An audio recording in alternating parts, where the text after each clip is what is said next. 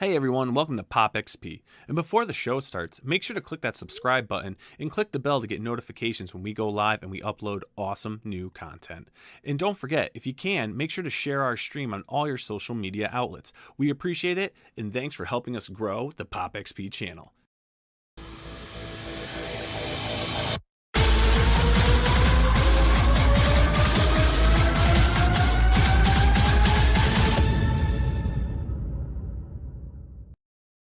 Hey, what is going on, YouTube? It's crowdfunding comics time, and you're joining your host, myself, Nile Scally, and of course, Mr. Nefarious, aka Mr. Neff. Neff said, Neff knows what's going on. Brother, how we doing this evening, man?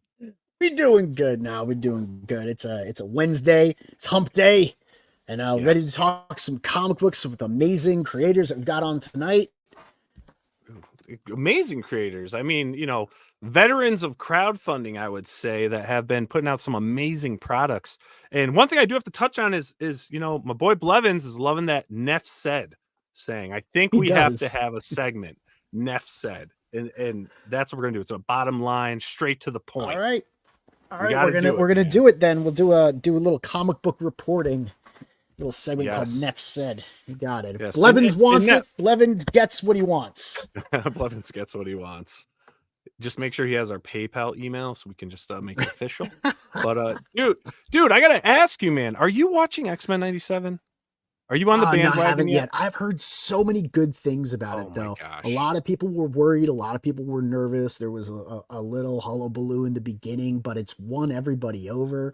Even my really skeptical friends who tend to not like a lot of the corporate comic book entertainment that's come out of Marvel and Disney lately, they're thrilled by it. And it's so nice to hear that there's entertainment out there that's like taking what we enjoyed as kids and then elevating it and accelerating it. And it's, filled me with a little bit of hope, which is a terrible thing because, just a little bit of hope keeps me, coming back for more, and then I can just be disappointed again. What about you? Have you watched it? Dude, I've been watching it since it premiered, right? And I had the opportunity of having Larry Houston on the show, the director of the X-Men series back in 1992, basically ran the whole thing. And I got some insider information before it came out, and I was skeptical still, but I've watched it. It's up to episode 5. Dude, I watched it today.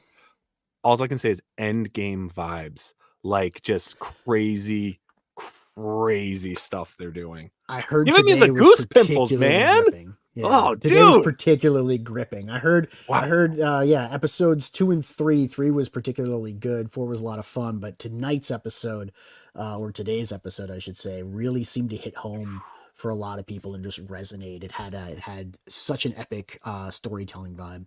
Oh man, it was unbelievable. It truly is. They're doing such a great job with that series that I'm hoping, if we're getting it, what is it? Batman, the new Batman animated series, Cape Crusader or whatever it is. I have high hopes for it. I don't know what is going on with that series, but if they can do any of the magic that's being done right now with X-Men 97, it's like nostalgic gold. Right. That's what I'm going to say. And that'll cash in too, because that's what people have been waiting for. We all watched that growing up. We all have those fond memories. That's the take our money moment, right? All you need to do is give us that again with an even better offering, and we're on board. So exactly. But anyways, man. Anyways, speaking of gold, let's get our wonderful guests on tonight.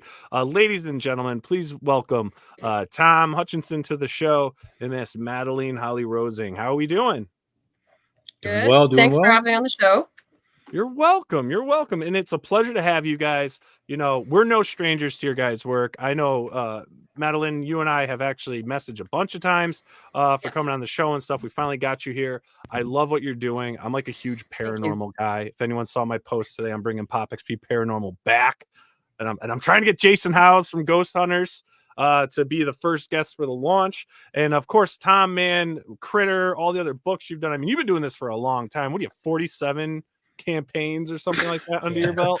Yeah, we dove in headlong into the crowdfunding about 7-8 years ago, and have been doing it at least quarterly, and we kind of grew it from 4 to 6 to up to 8 campaigns a year, and yeah, it's been really great. Yeah, and I mean your campaigns both do very well. I mean, Madeleine, you're at 22,000 on your campaign, which is amazing. Now, what I'd like to know from you guys, with crowdfunding, and doing this for so many years, are you seeing a growth in it? Are you finding it easier, or are you finding it to be more challenging as more people are entering the crowdfunding scene? Because we have publishers entering, mainstream publishers are doing stuff in there, mainstream creators are also coming in, and then obviously a lot of the independents. Madeleine, I'll start with you. Well, I don't think it's a bad thing that the big publishers are coming in, because I think they're bringing in people who would never have come to Kickstarter, to the platform before. So it's providing us with a brand new audience. So I have no problem with them. On the other hand, I think it is getting a little tougher because it's becoming more sophisticated. We all have to up our game, and which is actually a good thing, because that means we're producing a better product. But it does mean on the back end, we do have to spend more time on the product and on the Kickstarter launch, and all the little intricacies that come with that. Tom, your thoughts? Yeah, basically, Madeleine's hit it right on the head. Anytime an entity of any kind, whether it's a publisher or some of these big name, Neil Gaiman coming in and doing his stuff, anytime those guys can bring more eyeballs to the platform as a whole, that's going to be theoretically good for us, because it could be people that have never heard of Kickstarter or have never dealt with it. They learn through those guys, and then hopefully they hang around. Oh, well, I did Neil's campaign. What else is on Kickstarter? Let me see what this Boston Metaphysical Society is. Let me see what this is. And we can hopefully kind of get a little trickle down effect from that kind of stuff, for sure. And again, Madeleine's right. It's there's a lot of people that say it's getting crowded on Kickstarter. I don't know what that means necessarily, because to me, Kickstarter crowdfunding in general, it kind of feels like really no different than going to the comic book store every month, right? It's like if you figure out that there's like 50 or 60 different releases, or maybe more, every single week at a comic book store, that's the equivalent of what we're dealing with on Kickstarter as well. So it's sort of a situation where I feel like the cream will rise to the top to some degree. And to be the cream, that's on us, is to make us the cream. We have to make ourselves a little bit better, a little bit more visible, make sure that our fans and our backers are taken care of so that they're coming back over and over again. And you see it out there. It's happening all the time. You're watching guys level up constantly. And it's great to see. So in some cases, these are guys that really have not had any sort of heavy like retail exposure in comics. They're just like, hey, I'm going to try and do this, make a thing. And you can watch them. Maybe they start at 1,000 and the next time it's 2 and then 4 and then 6. And it's great to watch the level ups. Yeah. Has there been a trick that you guys learned in your years of crowdfunding? Like, is there a special, especially for like the people out there, because everyone second guesses themselves. Like, can I do this? It's a lot of work. Can I do it? Can I get it done? How am I going to market it? The biggest strategy I see, the biggest question I get from a lot of people is always on really the marketing end. How do I get my exposure? How do I do this? Have either of you found a key fixture that works well for you getting your product out there? Well, I think there's no such thing as a silver bullet in any of this. It's multifaceted. And one thing that has come in the last couple of years, which has helped a lot, is backer kits launch. And that has been very, very helpful. It's only $99. For those of you not familiar with it, essentially you just sign up for backer kit, you pay the money, and they pull all of the emails from your previous Kickstarters. And so you can mass mail these people at regular intervals during and after your campaign. That has been helpful. You still need the email list. You still need to do podcasts. You still need to do social media. You still need to do cross promotion. So yeah, there's not just one thing out there. What about you, Tom? Yeah, I think it's one of the keys is sort of consistency and it's the worst part of it. But it's people have said over the years, like, if you think you've posted enough about your campaign today, do it all again, because the algorithms don't want you to succeed in this case. So the more you can sort of just wash your brand out over whatever platforms you're using. Just keep going. Now, obviously, this doesn't mean spam all the groups that you're in and so on. Do your once a day post or whatever, but on your own feed and on your own pages, just kind of keep it going. And I think one of the tricks is don't just sell, right? It can't always be, we need 2 more backers to get to 110. It can't be that. It has to be mixed with, hey, it's day 5. This is where we are in our campaign. Everybody come check it out. Thanks. And then it has to be mixed with a little bit of like personality. It has to be like, hey, I went to see The First Omen last night, and let's talk about that. So you've got to kind of create that fan base and that culture that can attach itself to you through both facets of who you are. I am a creator. Yes, come buy my book, but I also like comics and video games and whatever else it happens to be. And let's talk about that as well. And that allows people to attach to you on a more personal basis. That builds a culture within you and your followers that they can kind of all get behind. Yeah. And I think that's like the best asset. And from doing the streams and stuff, like we do this general promo stream. Mm-hmm. And if anyone saw me, I kind of put a feeler out to people like, is this still working? And because we do a lot of other shows where it's like hangout streams and we'll plug stuff and that gets a lot of views and things. And I think that's what a lot of the fans like, is having that fun interaction, right? Mm-hmm. Like almost like the convention is over and now I'm meeting up with my favorite creator at the hotel bar and we're going to talk about maybe a little bit of comics. We're going to talk about some other stuff, or other interests, other things that we're doing, and have fun. And that's one of the reasons I fell in love with crowdfunding, was that it was personal. Because at first it was like, I'm an investor. I'm like investing in the book, because I want it, but it's it's how the process works. But then as I started to get to know the creators, it was like, now I'm like part of their circle, and it became more personal, and I was able to interact with them. And then obviously expanding into actually doing these shows, now they're peers and friends and all that stuff. But I see the fans still, they just love it. And then when you do meet them in person, they feel like they know you already, and you can have like great conversations. And I think YouTube and streaming, and even if you're doing Facebook Lives or whatever it is, I think it's an amazing marketing tool to bring those backers and fans like literally into your world, into your conversations. I think it's a very powerful personal experience. Oh yeah, no, I completely agree. And I know in all my updates and in my newsletter, I tell everyone, okay, I'm going to be at WonderCon. So if you're there, come and say hi. So that gives me a great chance to meet backers. And then we get to talk about the comic. We get to talk about this other stuff. We talk about WonderCon. And over the last 10 years, a lot of those backers have become friends. And that's, that's really enjoyable. Yeah. I love it. It's such a great experience. And I just want to give a quick shout out to just Call Me Insane in the live chat. She has her campaign that's going to be getting ready to launch. So if you guys are into it, check it out. You can sign up on Kickstarter, the Pumpkin Prince. So look that up. I'm sure you can follow. If you want to put any links in there, you can. Just Call Me Insane. So yeah, but anyways, let's dive in. Let's check out Boston Metaphysical Society, because I want to get into your brain, Madeleine. I want to know this. How did you come up with this concept, and like, what are your interests? Like, does this involve personal interests that came up with this story?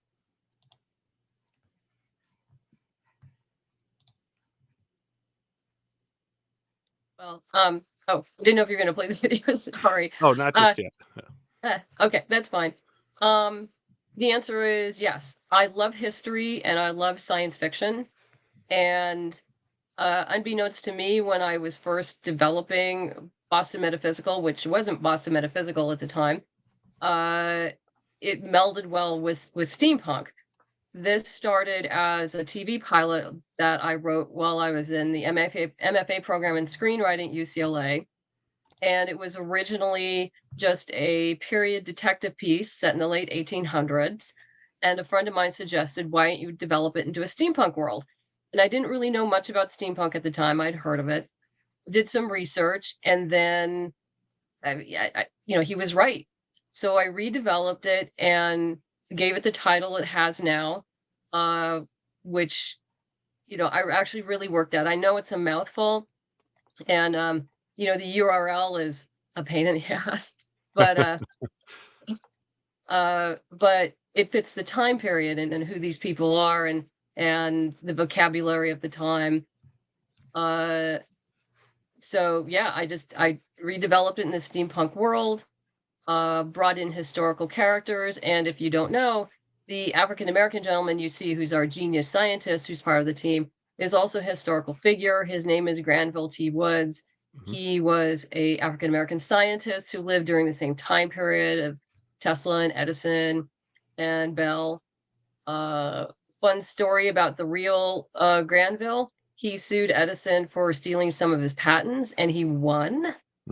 Edison then offered him a job, which he refused, but started his own company in upstate New York with his brother. Yeah, that's. I was going to say, didn't he work? He worked for Edison, though, right? No, he didn't. Or alongside him? No. No. Okay. No. Then I'm wrong there. I thought he did, and that's where, you know, how he was stealing his patents and stuff. He probably just found it elsewhere. Isn't that what Edison was good for, though? Wasn't he good at like stealing other people's ideas and such? He was. He was very good, but he was also overall a good businessman. He understood what worked out in the world, and you know, which Tesla's involved in the story as well, which was a lot of fun. I honestly think that if Tesla had a modern day business manager, our world would look very different now.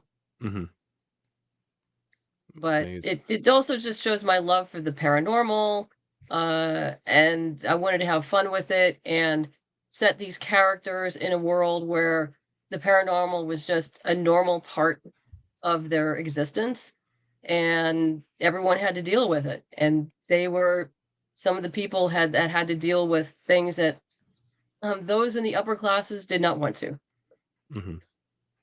Awesome. And we'll play your campaign video. Now, you have a lot of dialogue where you talk in the first about minute of this video, but I'd like to kind of have you personally do that stuff. So do you mind if I start it around the 1 minute mark? Oh, not at all. Go ahead. All right.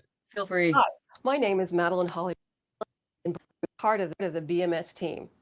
The best part is that the volume is in pre-press and should be ready to go to the printer by the end of the campaign. So please be sure to check out all of our reward tiers and pledge today. Thank you in advance for your support.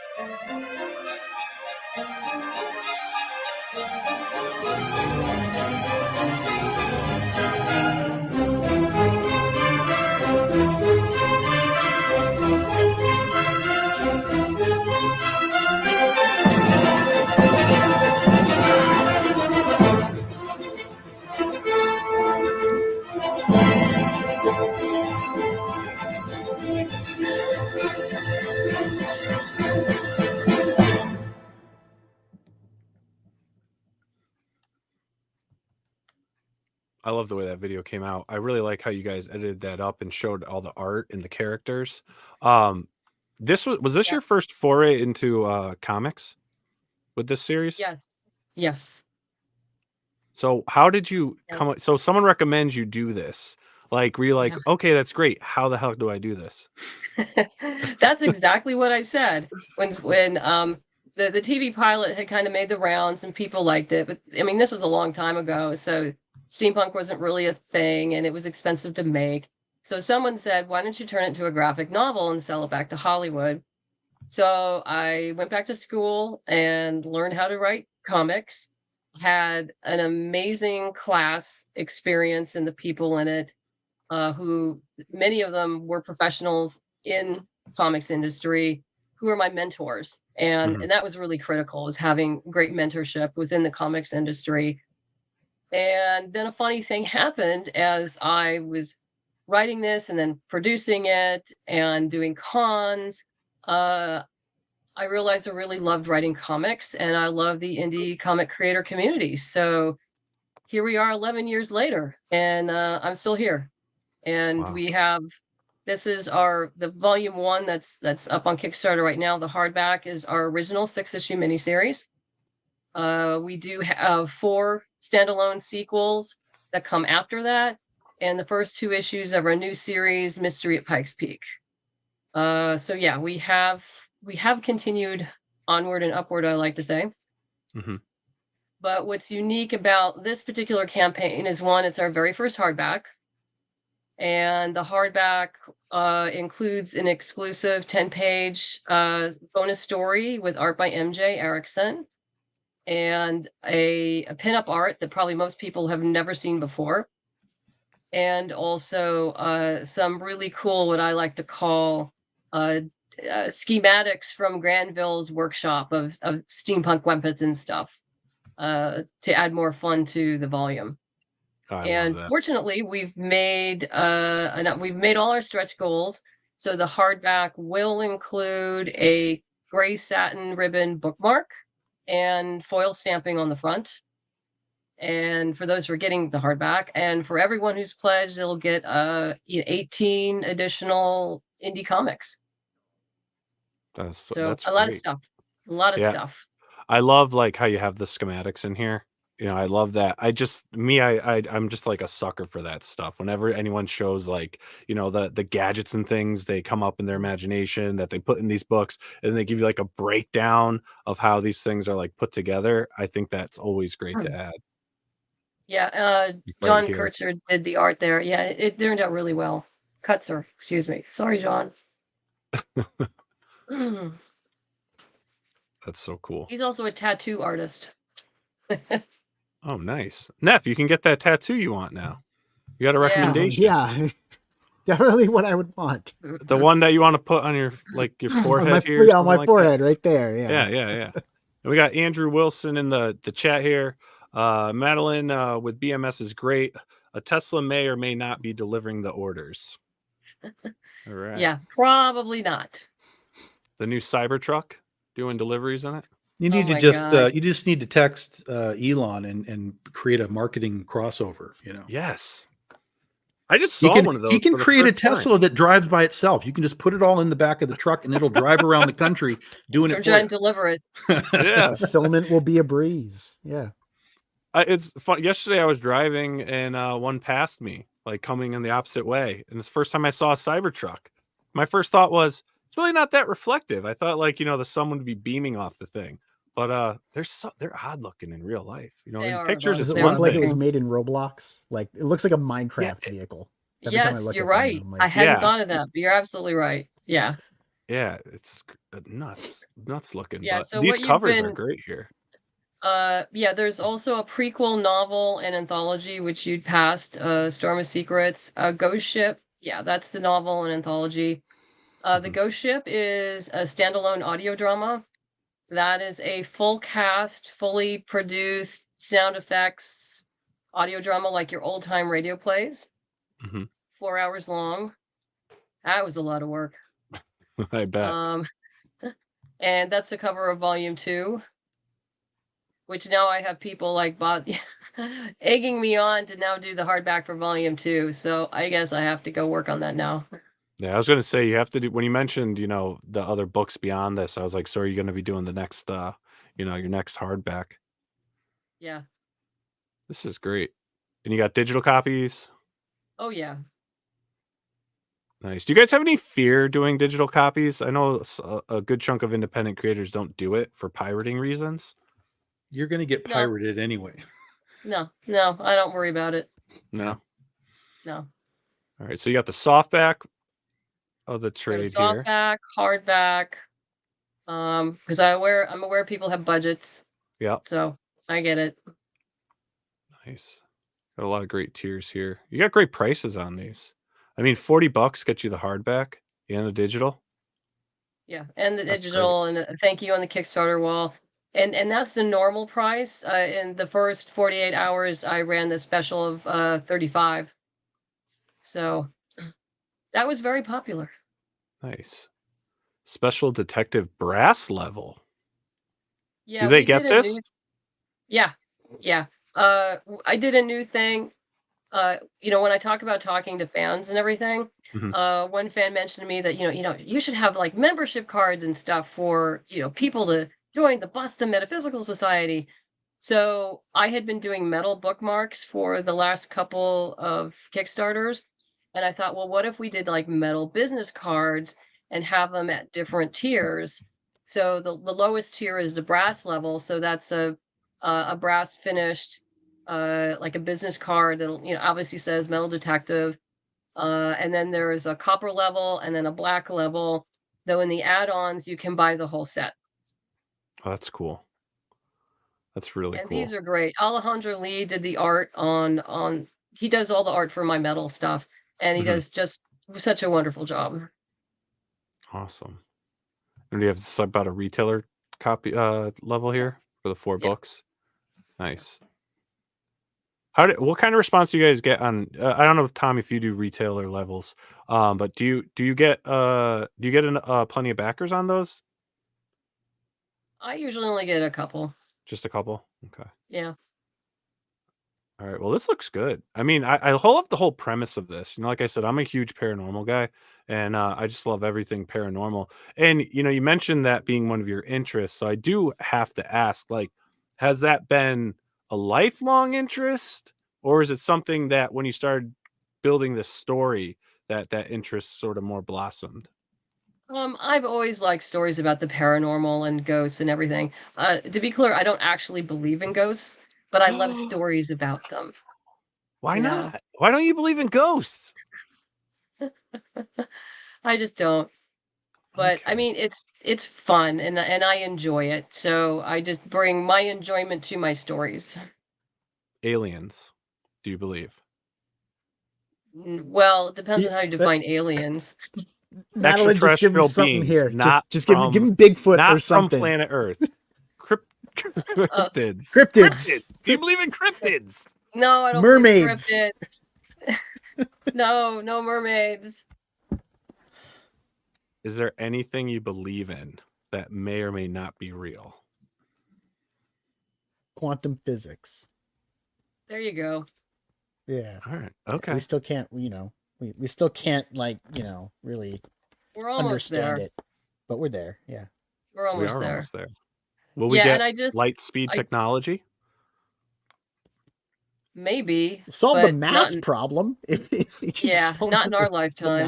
Not in our lifetime. As one of our mid-campaign add-ons was the puzzle. I obviously all of us crowdfunders steal stretch goal ideas from each other all the time, which is totally fine. I don't mind. But I hadn't seen anyone do a puzzle. Now, obviously, they've been crowdfunding for puzzles, specifically for puzzles, but I hadn't seen anyone do one for their comic. So I figured, why not? Nice. No, that's a great idea. A lot of people like to do puzzles, and it's 1,000-piece puzzle, so it's not like an easy puzzle. No, it'll take you an hour or two. Yeah. You can just I got the Lucent 1,000-piece puzzle and regret every minute trying to put that thing together. I eventually just gave up. But yeah, it's definitely, puzzles are you either love them or you hate them, right? You can't be ambivalent about jigsaw puzzles. Yeah. And you've got lapel pins? Yeah, that's a thing I do for all of my, when I'm doing a new issue of something, there's always a new lapel pin. So there's some people who have collected all of our lapel pins for the past 10 years. Because I don't keep all of them at the same time. There's some that will always stay in the mix, like Plague Doctor and Tesla and probably the Dirigible. But then I rotate the others in and out. Oh, nice. Now, with this, you mentioned this was like a script that was floating around. Is this Yeah. something you are still going to try to pursue an adaptation for screen? Um, yeah. Actually, a friend of mine in the industry has just approached me, and we're gonna talk Yeah. Oh, about him that's taking it out. So, because I don't have the time to do it. yeah. Yeah, because I think there's a place for, stories like in this genre with kind Oh of, yeah. it's like a historical fiction, you're doing like a Mhm. steampunk paranormal thing. Like my buddy Stephen Peros, he did do I have it?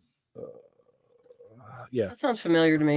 Stephen Peros did Stoker and Wells, Mm. which now they're adapting, and he's there's two books. I have the second one somewhere, but I think these are like especially with what's out there. You were saying Netflix before, Tom. There's I feel like we need to start seeing some more genres of mediums and viewing stuff because like we've had all this superhero stuff. We've had so many. We're starting to get like anime adaptations to live. Um, I want to see more. Like, I'd love to see really like some cool live action steampunk thing type series.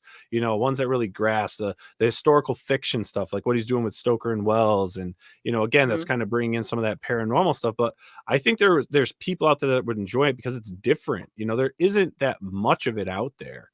So it would be really cool if someone would be willing to take this on, produce it, and adapt it. Because what you've put together, and I've read through the previews and stuff you sent me, I mean, it is Mhm. really good, really good. Like it Thank you. when I talk a lot about true escapism, like I read that book and it for me escapism works where if I'm reading the comic book and it turns into like animation in my head while I'm reading and then I just get completely lost. I have blinders on. I got that with what I read that you sent me. And I really encourage people that if you're into this genre, if you're into this style, definitely check this campaign out because it's very entertaining. It's really cool. You've tied everything together so well. I have to ask, how long did it take for you to actually, map everything together, write the script, put everything in? Because you can tell when you're reading it, the thought process was very thorough.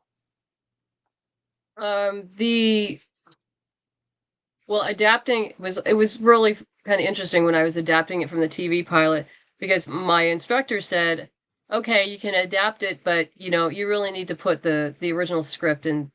You can't just uh, lay it out and map it out directly from the original TV pilot." And of course, in my naivete, I was like, "Well, but of course I can." And so attempted to do that and quickly learned that I was wrong and he was right. So then I did put it away and started over and really started adapting it and mapping it out. Mhm. Uh, it really has to do this kind of thing. You have to do the world building a pretty well before you even start, or else as your characters move through this world, things don't make sense, or you're making it up as you go along. So you really You know, need the to build a fucking lightning foundation technology. underneath them so they can thrive in this world. Mhm. So yeah, I spent a lot of time in world building, but what I also and as part of that journey, while we were in production with the original 6 issue miniseries, which took about 5 years, uh, I wrote a series of short stories and novellas to build canon for this. And that I turned into Prelude, which is the anthology. But that really helped just as reference material for me to go back, like, well, okay, what happened at this point in time? And, I can use that to help track where everything was going. Mhm. Now, with your, world building and character building, these are like our babies when we create these things. Like, we love them through and through. Usually, when I ask this question, I never get a true answer, but I'd like to know out of all the characters that you develop, do you have one that is your favorite within your stories? Yeah, people always ask me that, and they automatically assume it's Caitlin. It's actually not, it's Granville. Yeah. Um, and mainly because he's often the smartest guy in the room, and he can often help determine, because of his knowledge, whether the case they're working on is in fact supernatural or not. And as you read in the original 6-issue miniseries, sometimes the cases they work on are supernatural based and sometimes they're not. That's what makes them good detectives, is that they don't automatically assume everything has to do with the supernatural, that there might be other mitigating factors. Yeah, they have that good skepticism. It's like, well, we Yeah. need to prove it if it's real, which I enjoyed in that. But yeah, this is great. And really, everyone, I encourage you. The link to this campaign has been posted into the live chat. It's also in the description of the show below. So if you're watching this live, you're watching this recorded, please check out that link. You can dive deeper into this. There's a lot of tiers to go through. There's a lot of great product to look at. You can check out the sample pages, which are gorgeous. Again, this is, Madeleine has been around for quite a while doing this series. There's a great fan base. You can see it with the backer numbers. I definitely trust, and I've read, what was sent over to me, and I'm recommending you guys take a look at this book. It is awesome. I was doing this. I don't know if you could see. I was like, it's awesome. But my hand was over here. But definitely good. And thanks for coming on and talking with us about your book and your campaign. It's so cool. No I love it. I love it. Neff, do you have anything? Sorry, I talk all the time. No, it's fine. I'm glad that you're talking. It means I can, focus on interacting with the chat and, looking at the crowdfunding pages and, ignoring the guests. But yeah, I think it's a really neat looking campaign. You've got a lot of material here. And I think it's also really cool that you can kind of catch up on everything in this one campaign, which makes kind of like a one-stop shop where I'm not desperate looking for any of the context. And you mentioned like doing a lot of world building, so I'm excited to see just how deep that world building goes.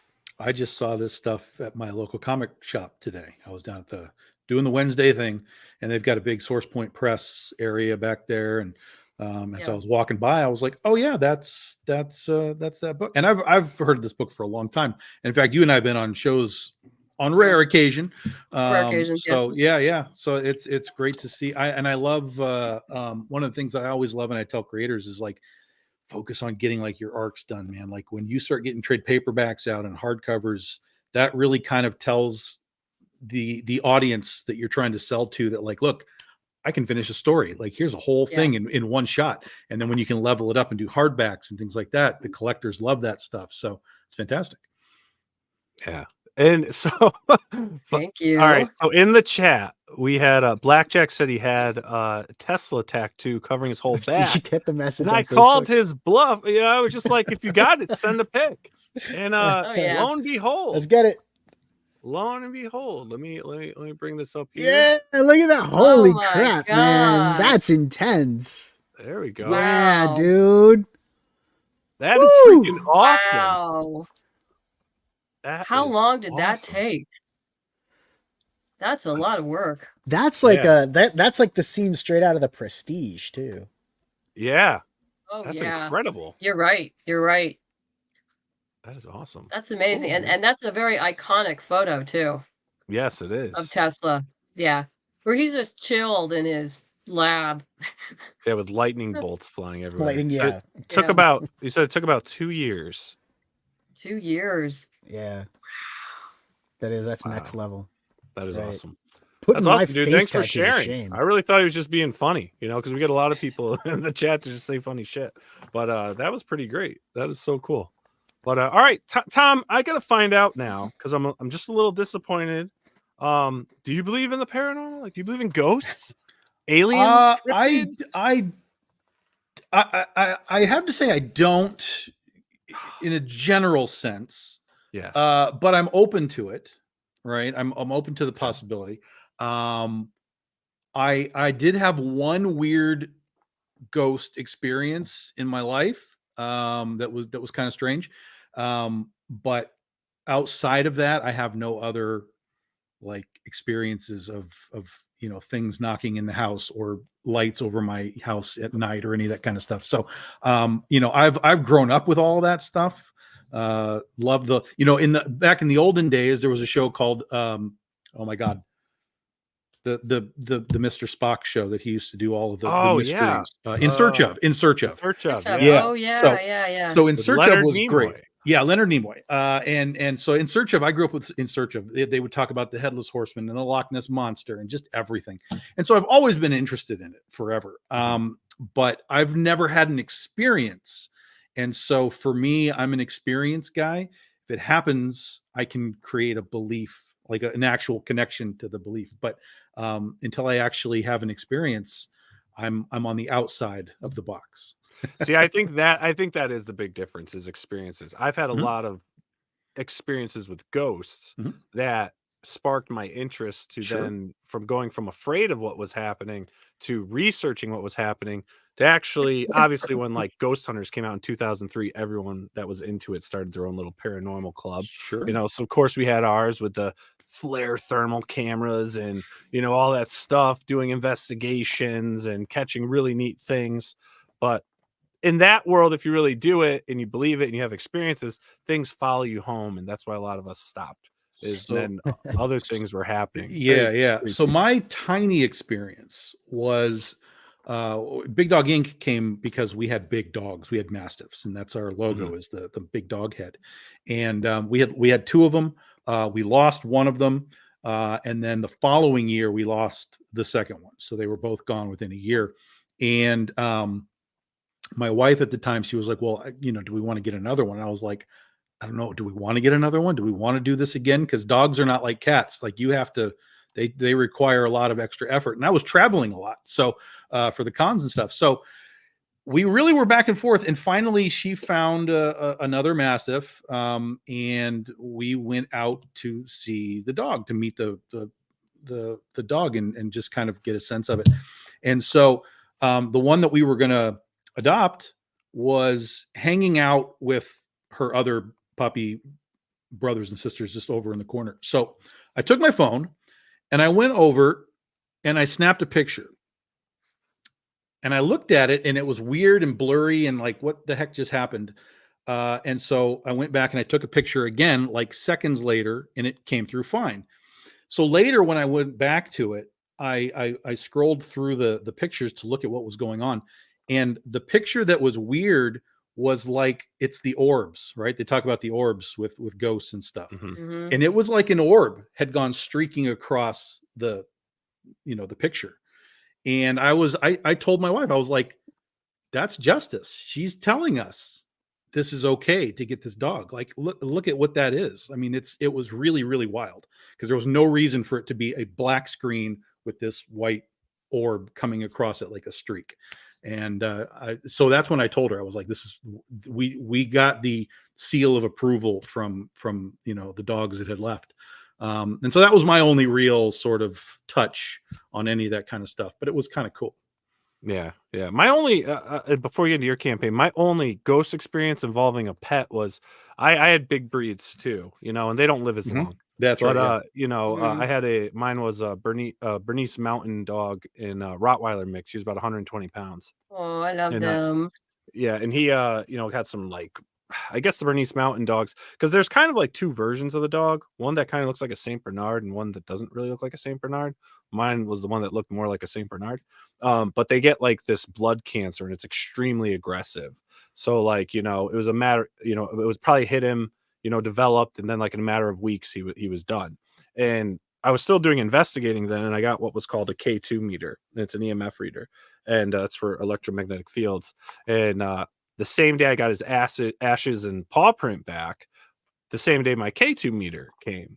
So I put his stuff on the shelf and the picture of him and all that. And I take my K2 meter, I take out the package, look at it. I saw it on TV. Everyone's using it. I want to get one. And so I do the test. You wave it around, see how it responds to movement, because that can set them off. So I just had it on the coffee table and I was looking at his ashes and I started to get like a cold sense in temperature and like the, like the goosebump feelings. And I was like, his name was Bear. And I was like, Bear, if you're here with me, light up my meter and whatnot. And like all of a sudden, literally instantly, the meter started going from green to yellow to orange to red. And then it was pinging and pinging and pinging. And I was like, oh my God, that's crazy. You can't see it, but I'm getting goosebumps now. And like the thing kept going off. So every time I would then I would let it pause, it would die down.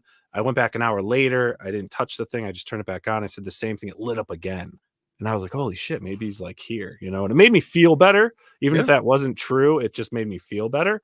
But that was like one of my wholesome, there, let me zoom in on you. Sure. That's the picture I took initially, right? Out of the blue. 3 seconds later, I took that picture. Well, you won't see it now, but that's just regular dogs hanging out. But so you can see it, like it was all black and this thing came across like for no reason. And then it was just, hey, we're lit up and there's the dogs hanging out in the background. Yeah. So it was really strange. Are your ears speakers? Yeah. So they're headphones, and then these are speakers. So they'll play music out, and then they'll also go full Tron if you want to go full Tron. Oh, cool. Yes, I knew they lit up. Yeah. Nice. Those are great. All right. Well, speaking, we talked about dogs and ghost dogs and all that stuff, but let's talk about some critters. What do we have going on? You got issue 23. I mean, this is a series that you started. You've reached great success with action figures, right? Don't you have some? Figures? Yeah, we did action figures for it as well. Yeah, this was where I started. So while we've been publishing now for 14 years, I've been a professional, whatever that means, for 14 years. I started writing this a few years earlier when I had another job, and this was just sort of a side thing for me to say, like, okay, what do I know how to make a comic? Like, let me just see if I can make a comic. And so I started to learn how to write and such. And because I didn't know what a comic book script was, I didn't know what the requirements were. Everything that I knew about making a comic came from osmosis of reading endless amounts of comics for, like, at that point, like 30 years of my life. So I dove into the superhero genre because that's what I knew. That's what I understood. And I thought, if I'm going to learn how to do a script and write a story, I'm going to enter a genre that that I feel like I understand. So even if I'm telling a new story, I can lean on the tropes that I need to, because I feel like that's what a superhero story is. So that is where Critter came from.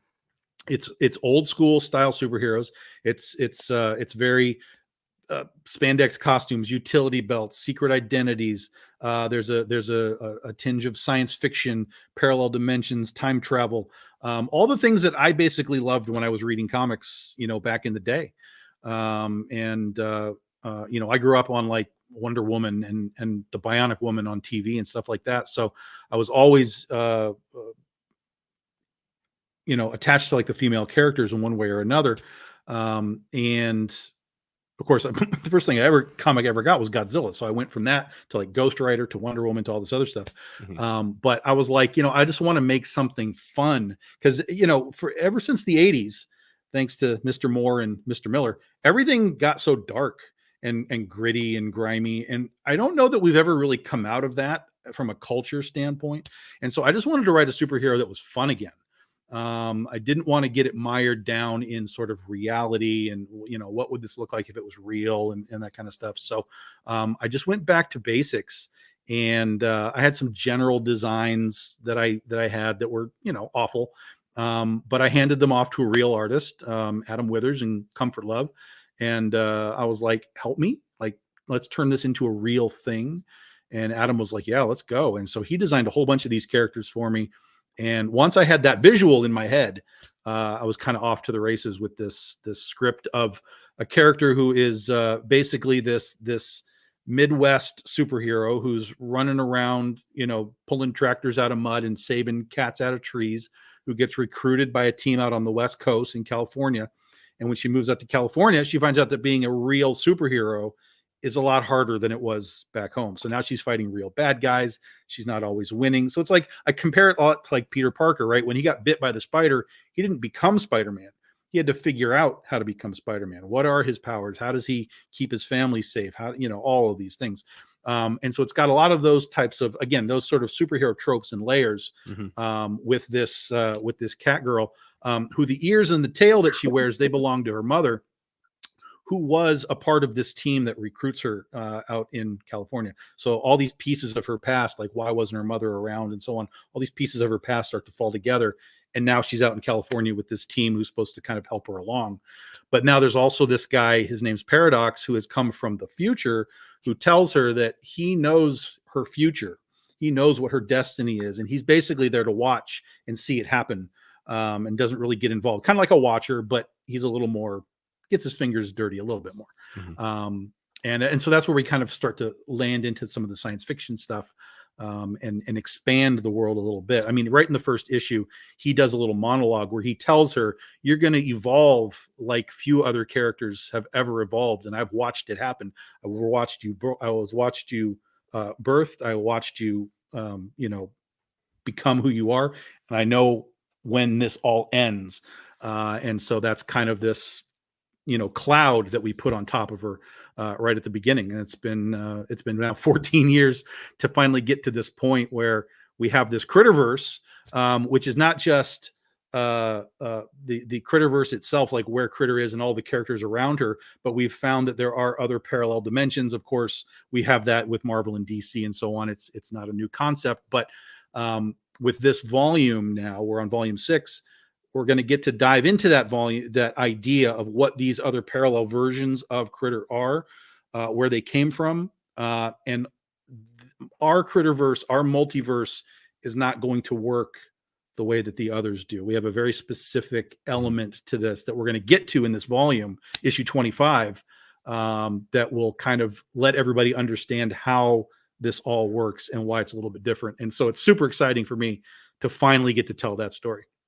Well, now let me ask you a question. So this is for Critter number 23. Yep. So is this so you said 14 years, right? You've been working on the series. So is this 20, like from the first issue up to 23 now, or is there breaks in different arcs? Yeah. So originally we did a 0 issue. That was just a standalone 0. Then we did a 4-issue miniseries. And then, so that's 5 issues. And then we did, technically this is volume 2, 1 through 23. So technically we have 28 issues. Okay. And we've done a bunch of spin-offs with some of the other characters to kind of build the universe out. And that's where the Critterverse came from. And we had a gap for a period of time when we were with Aspen, about 3 or 4 years. We published all our stuff on our own. Then we moved over to Aspen for a while, and Aspen reprinted a lot of our stuff. So there was a few gap years where we weren't actually moving forward with the book. And then we ran, after we left Aspen, we started running into a lot of sort of milestones for us. Our 10-year anniversary, Penny for Your Soul's 10-year anniversary, Critters 10-year anniversary, Legend of Oz 10-year anniversary. So instead of sort of moving through all of the books that we do, we started to hyper focus and celebrate these anniversaries for a while. So Critter kept getting pushed back and pushed back and pushed back. And finally, I just said, forget it. It's time to do this book. I want it out. I want this arc done. I want people to know what this story really is. And so we're hyper focusing on Critter all year long. Oh, nice. Just really quick here. Aaron Sleeper asks, Hutch, is Oz the Wicked West a connected separate dimension? No, Oz. So none of our books connect outside of, oddly enough, this and Penny for Your Soul. Oz is its own world. Ursa Minor is its own world. Scheherazad's its own world. All that kind of stuff. So we're not like Marvel, where everybody just can kind of like turn around the corner and run into another character. But we are building out the Critterverse in a way that is going to allow us to sort of have that Marvel ability to turn a corner and there's somebody else. So it's going to be really fun. And that's something that we're going to be doing as we get into next year in 2026, because next year is our 15-year anniversary for the company.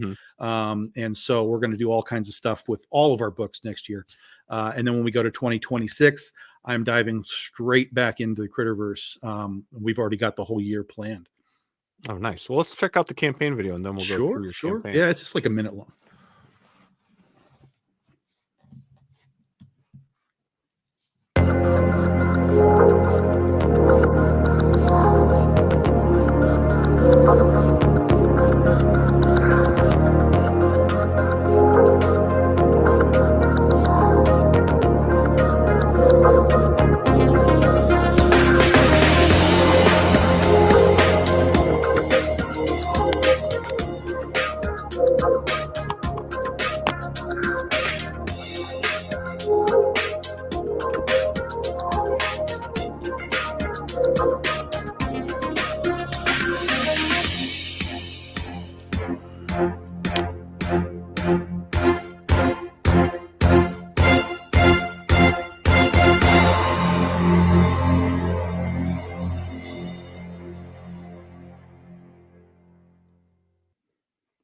Very cool.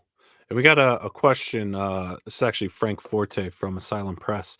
Will Critter only be one-shots with Antarctic Press? No, AP is currently reprinting the series in its entirety. They have gone back to the issue number 1, which is out in stores right now. Issue number 2 should be out in a couple of weeks, 2-3 weeks, and it'll be coming out every 2 months, forever, basically. As long as they want to keep printing it, we're going to be so far ahead of them with them doing the book every other month that it'll be years before they catch up with us. So as long as AP is happy, they will just keep reprinting the series all the way through.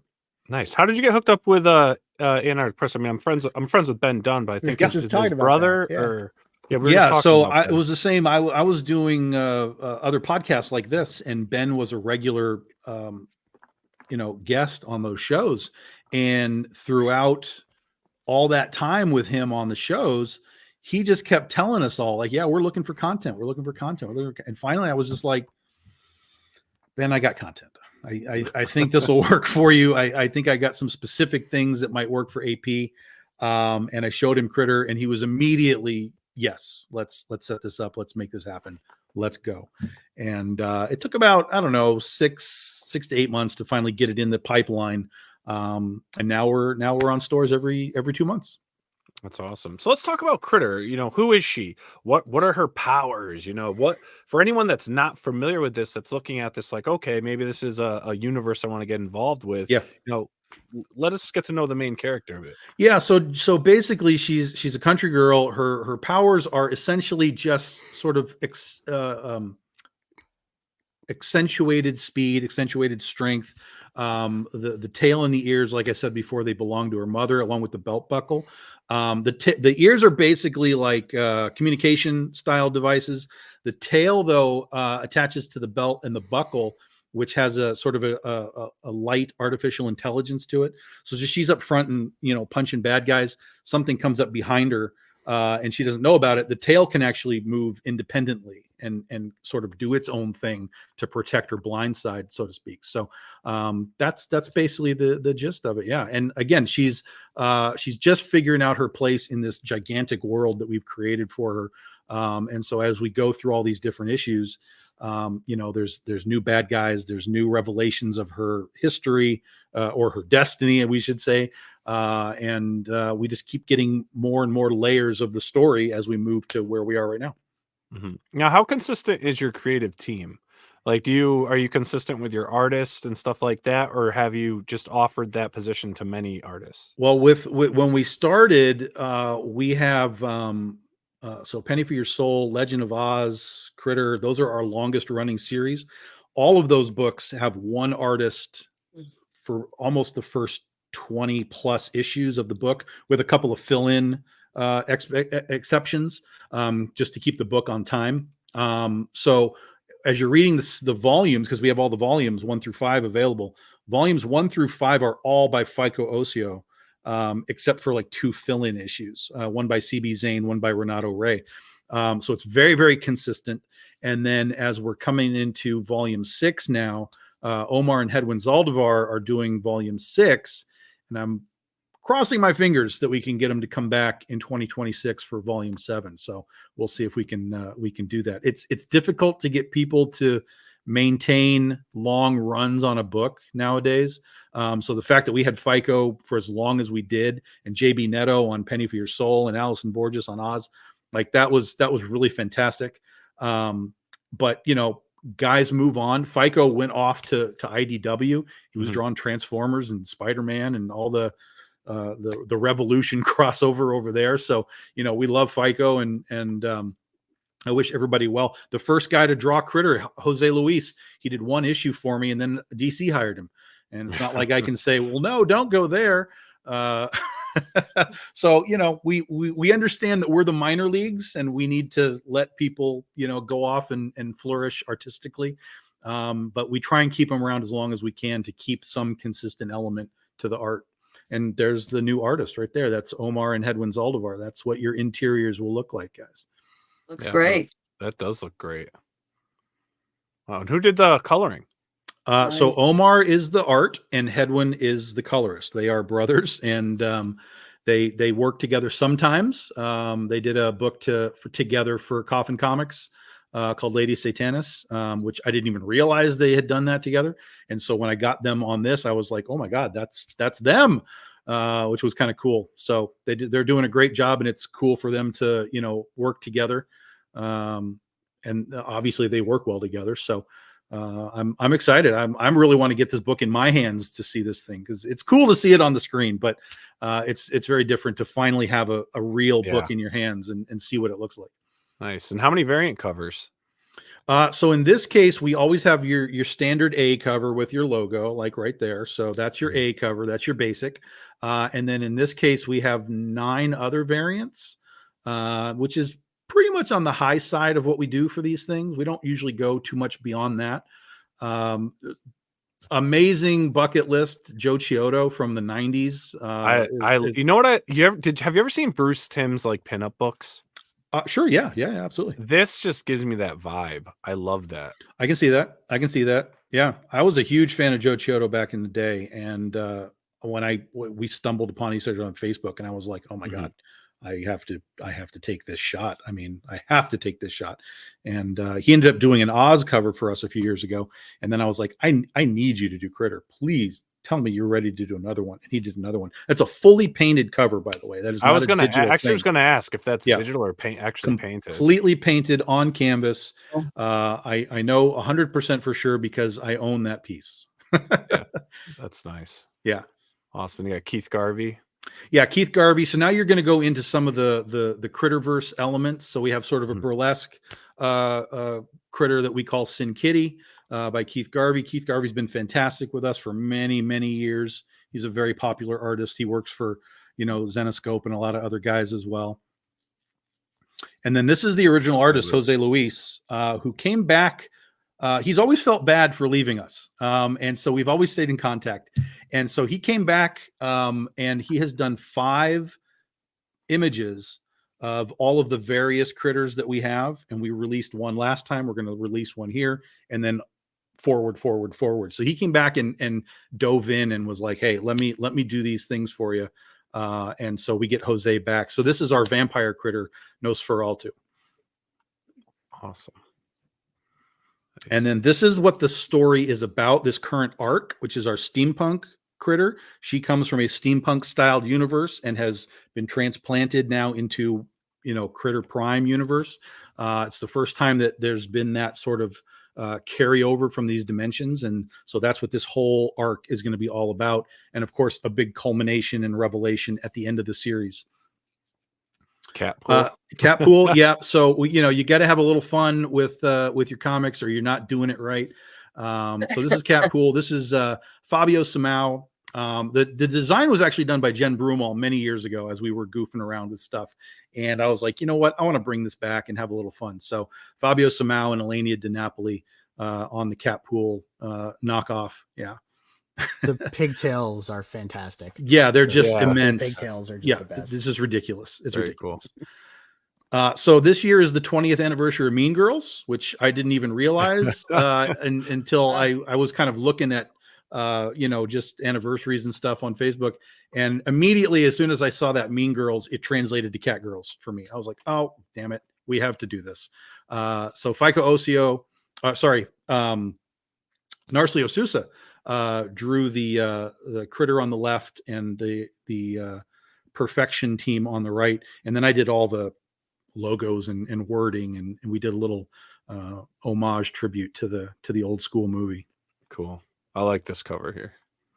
And then this is Joel Gomez, more guys from Coffin Comics. He does a book called La Muerta over there for them. And so this is one of the bad guys. He's called Murder, obviously, because he's a crow dude. Everybody gets that joke, right? Why he's called Murder? No? Yes, we get it. Thank you. Good, very good. So Joel and Sanju Nivengoon did a great job on this. Love working with Joel. He was really excited to do this because a lot of times he's just, kind of drawing the girls and stuff. He was like, oh, I get to draw like a dude this time. I'm like, yeah, I want you to go all in with this. And he did a great job. I like that. I get to draw a guy now. Yeah, awesome. that's the rarity in this stuff, And then this is the Doghouse Team Up. So this is multiple things. So we started the Doghouse Team Up covers last time, and we're going to do a series of them. Last time it was Critter and Blue Jay. This time it's Critter and Tina, which is from our Jungle Girl series. But we also wanted to homage the X-Men 97 Rogue Butt thing that everybody had been keying in on for the last few years. So we did that. And April 6th is actually International Pillow Fight Day. And so we just tied all of those things together. Really? Yes. The first Saturday of April is officially I've never heard of that. Yes. Why has no one told me this before? Yeah. I'm gonna like run into calendar. I'm gonna run into the room when I'm done with this and just start hitting my wife with the pillows. That's right. Know? That's right. Gotta too catch funny. up. It's time. You throw somebody a pillow and you go. Yeah. So we tied all of those things together into one fun cover. This is by Terry Parr, new artist for us, who does a great job. Nice. And that's your covers. That's it. We do have one other cover that you'll see as we scroll through, but that's basically it. Combo rewards. If you're new to the series, you can get the last 3 issues in one quick little easy tryout pack. We have all of the expansion books that we did that we talked about to expand the Critterverse. These are only digital though. These books are like 13 years old, so I do not have physical copies. This is a digital pack only for those. But we have them available. We have the complete set. If you want just everything, we got you covered. You can do that digital or physical, either way. That's the complete set. And then this is the other one that we did. Of course, Steamboat Willie became public domain earlier in the year. And I was like, I don't know how that matters to me. But then I stumbled across the Spawn 10 cover with Cerebus, where the color was striping across his, and he's like, color. I was like, you know what, that would be kind of a funny homage. And so we got Mickey pushing the color away from us or from him with the GA color. So that's a BDI mystery box. It's a great value and a great starting point as well. If you haven't done Big Dog Ink books, you get 8 variants. You get 1 super variant, like a foil or a metal, something super limited, and then you get that Mickey cover, the Critter Spawn 10 Mickey cover, and the little critter down at the bottom. That's one of those acrylic figures, like a 5-inch acrylic figure. All of that comes in the box, and we only do 50 of those boxes. So, nice. So it's a nice little value there. And here's everything. If you want all that, we call it the 9 Lives Plus because it's 10 covers. It's about a $250 value for $200. You get all of the new stuff in one shot, and also all of the prices include your shipping too. So if it's $25, that's it. It's not 25 plus 5. Nice. It's Good. just that's it, guys. Nice. Yeah. Super easy. And then we got merch kind of for the first time here. We're doing some pins. So we took Narcelio's art from the Mean Girls homage, and we have these will be about 3-inch die cut pins. And then if you're really into it, we have Joel Gomez's 1-of-1 combo pack where you're going to get the original art for his cover. You're going to get an artist edition of the cover, and you're going to get the nighttime color edition. And those 2 editions of the books, there will be 1 of each. That's it. They'll be serial numbered 1-of-1. That's it. You get all the 1-of-1s in one pack for Joel Gomez. And then here's the toys that we talked about. We got these done last year. They're amazing. My mind is still blown that we have real honest to God action figures. This is done by the same company that did the stuff for Coffin Comics and Dynamite. So it's the exact same scale, the same sort of articulation of, Lady Death and Vampirella and all that stuff. So they're amazing. I think Billy's She figure that's right. Yeah. She, the same company. Yeah. Yep. That's exactly right. Right. So if you're buying all those toys, guys, they can all stand together and look awesome in the same scale. Yep. That's right. And then we have the Big Dog Ink universe. We just have a bunch of our other titles that we do that you can try out. Scheherazade is our fantasy adventure series. Ursa Minor is vampires and werewolves. And our lead character is Naomi. She's the last of the werebears. We have the BD 13 anthology that we did last year to celebrate 13 years of the company. This has the first appearance of Jasmine from our Princesses versus Zombies story. It also has Yeehaw Vampires, which is a spinoff from Ursa Minor, and Slipstream, which is part of the Critterverse. And then Goth Day, this is where we took all of our characters and sort of turned them into their goth, emo alternatives and created a universe where they can actually all interact. So we have the first 3 issues of that you can grab. We have our historical fiction story of Marie Antoinette. So you're going to get that. There's just the one issue there, guys. So you're going to get the regular and the headless edition of that.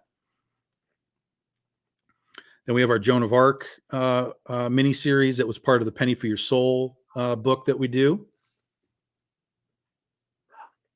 And it's only an island if you look at it from a water. This is our shark book that we're doing for next year. It'll be our first ever original graphic novel. So it'll be like 100 pages. We're just going to release it as one big book. It's not going to be an issue thing, but that's a preview issue. So you can kind of get a sense of what we're going to do.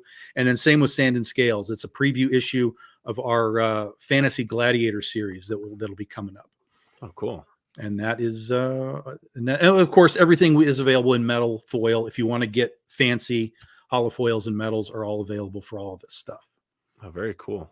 Yes, there's a lot here. So everyone, if you want, click those links. If you're liking what you're seeing, you're into Critter, you're into Boston Metaphysical Society, please click those links so you can scroll through at your leisure, check out all the different tiers, see what you want to back. And again, one thing I always like to say is, whether you can back a campaign or not, please help support the indie community. Copy those links that we post, put them on your socials, send them out. You may know one person, you might know 50 people that will back these campaigns. So please help spread the word of these current campaigns that are running.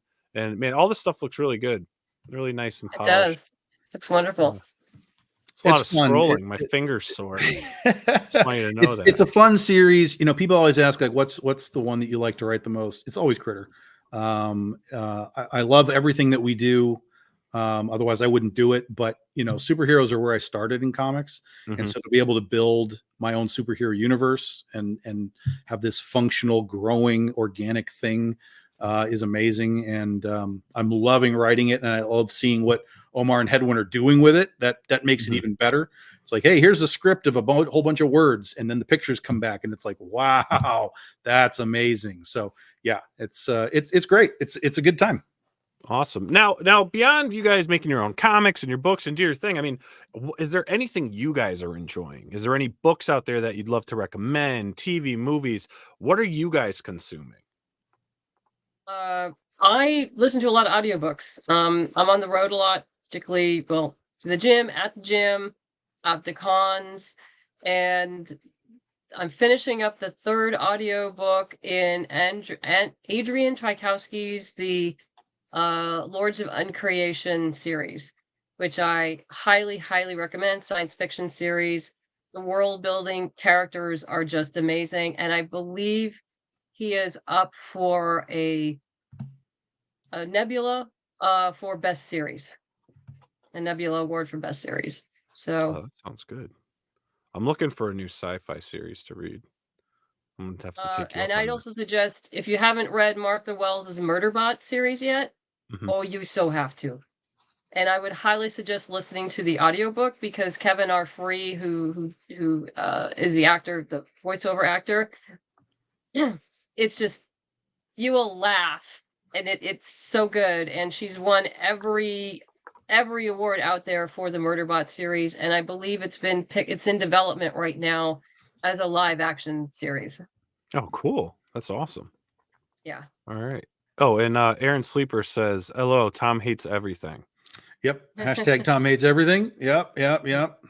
That's I'm a big movie guy, so I go to the movies a lot, and I'll come back and drop reviews. And I'm notoriously harsh, I think, on stuff, particularly when it comes to things like the Marvel Universe movies and stuff like that. So people always see my reviews and they're like, "Oh, Tom hates everything." So it's become a hashtag Tom hates everything. But I love the movies. I love the storytelling style. I think it translates backwards and forwards into comics, the way that you can tell stories visually. And so I love to see, the cinematography of the films and sort of, try and absorb what the directors are trying to do visually and kind of impart that back into my comics. And I've had people tell me, like, I read your comics and I feel like I'm watching a movie, and I'm like, that's good. That's what I want you to feel. I want you to sense these beats of time and character and so on. And so whatever's happening, it's working. So that's great. So do you have any recommendations? Is there anything out there that you've truly enjoyed? This year, no, no. It's been a rough. Have you watched Shogun? No, I don't do a lot of TV. TV, I really don't do. Those aren't these shows aren't TVs. No, but it's They're on TV. Movies. Yeah, They're but movies, it's on TV. So if I'm at home, 8 hours long. Yeah, if I'm at home, I'm working on comics or whatever. That's why I like the movie experience, because it takes me away from where I am, makes me go somewhere else, sit in the dark, listen to the music, listen to the words, like I'm there. But if I'm just watching like a thing at home, I'm on my phone and I'm doing other things, and so unless I'm really there to like try something and see what it is, I don't do a lot of TV, and I really don't do TV unless it's finished. Also, like and I grew up with an episode a week, guys. I'm old. I understand it, but nowadays, forget it. I just want all 8 of them. Give them to me, and I'll knock it out in the weekend, and we'll be done. Yeah. So the binge is the thing. It's like I got bent out of shape with Invincible when they gave me 4, and then made me wait 6 months for the next 4. I was like, come on, guys.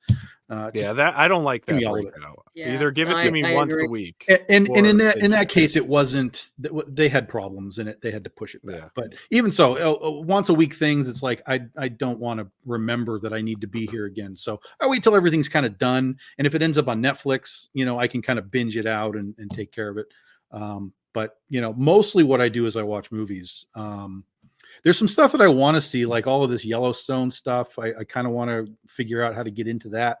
So there's a few things that are sort of on my radar, but I haven't really, attempted to really dive in, because you got to have like 8 different streaming platforms too to get all this stuff. So it's a little tricky sometimes. Yeah, we were able to watch the prequels to Yellowstone, and we enjoyed those quite a bit. So we actually haven't watched Yellowstone yet. Is that the 1842 or whatever? There's like a 1923 and an 18. There's a 1923 and an 18 something. So yeah, they're both good.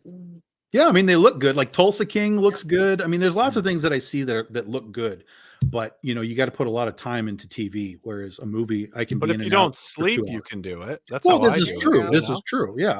After these shows, I'm like, I could be dead tired before because I got to go through the whole day. Then we stream usually at 9 p.m. I'm usually yawning like crazy between 8 and 9, and then I wake up from conversation, and then I'm like, oh, what am I going to do? So I do all my movie watching, TV watching between like, let's see, what time is it here now? So it's like 10:15 p.m. So we'll wrap soon, and then I probably won't go to bed till like 1:30 or 2 because I'm just too awake. So I'll just watch stuff, and then I'm up at 5. So yeah, I've been in a deep dive of terrible shark movies because I do another show on Mondays where we talk about shark movies all the time. Plus, I'm writing my own shark book, so I'm kind of trying to like again absorb the genre. Like obviously Jaws is like the top of the hill, but there's tons of other good shark movies, and then there's just sort of like the sharksploitation stuff where it's like, okay, how do I want to dip my toes in this really weird stuff? And some of it's fun and some of it's terrible. I'll throw this out. There is a one that we all discovered called Ghost Shark, which is absolutely ridiculous, right? But they understood the assignment. They knew this was ridiculous, and they knew they had to go all in, and they went all in. It's fantastic. All of the crazy kills, the way that the shark gets them through all these different, because it's a ghost shark, but it still has to come from the water. It can't just wander around the forest. It still has to come out of water. So they have all these great setups of like water, just to blow one. There's a kid on a slip and slide, and he's sliding down the water, and the shark comes the other way and gets him on the slip and slide. They really did a great job of being creative with all of their kills. And I don't even want to spoil it because people will watch it, and I want you to get the laugh when you see it. Is this like in the realm of Cocaine Bear, like those type of movies or something? It's micro budget, stuff. And even in the micro budgets, there's sort of levels of good and bad. But this one again, it understands that it's dumb, and it plays all of the dumb, and it does a great job. So if you guys want kind of a really weird, obscure thing, go find Ghost Shark. There we go. Awesome. Well, hey guys, I want to thank you so much for coming on tonight, talking about your campaigns. Everything looks amazing. Again, everyone, if you're watching this live, watching it recorded, please look below while you're down there. Make sure to click that subscribe button and smash that bell for notifications. Check out those links. Check out all the great stuff that are in these campaigns. Everything is priced amazing. So many great tiers to choose from. So please check everything out. If you like it, share about it. And again, thank you guys for coming on. Neff, my friend, you got anything for us? No, I'm hoping that this isn't the last show forever, that we'll just go on a hiatus or something. But if it is, this was a fun time. Crowdfunding comics is awesome, and everybody out there, go read more books. Yes. And to give some insight, just so you guys know, for those that don't know, I'm looking at rebranding and maybe redoing something with the Crowdfunding comics series. Make it a little more interactive for the viewers. Sure. Yeah. So again, everyone have a great night. Sure. We'll be live tomorrow with Thursday Night Live with Billy Tucci at, I think we're doing 9:30 p.m. tomorrow night. So come hang out. We're gonna do a deep dive. The new books came in, so we're gonna go in and check them out, flip through the pages, and talk about some other fun stuff. So we'll see everyone tomorrow night, and everyone have a great night. And remember to go back some books. Thank you. Thanks, guys. Bye. Hey everyone, thank you for joining us on Pop XP. If you haven't already, make sure to click that subscribe button and also click the bell for notifications when we go live and we upload some awesome new content. Also, don't forget to head on over to Twitter and follow us at the Pop XP and over on Instagram at the Pop XP. Thanks again everyone, and we'll see you soon.